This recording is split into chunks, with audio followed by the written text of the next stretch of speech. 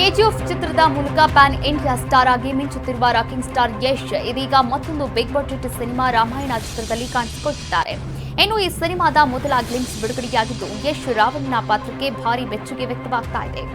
ಆದರೆ ಇದೇ ಚಿತ್ರದಲ್ಲಿ ನಟನೆ ಮಾಡುತ್ತಿರುವ ಬಾಲಿವುಡ್ ಆಕ್ಟರ್ ರಣಬೀರ್ ಕಪೂರ್ ರಾಮನ ಪಾತ್ರಕ್ಕೆ ಟೀಕೆಗಳು ವ್ಯಕ್ತವಾಗ್ತಿವೆ.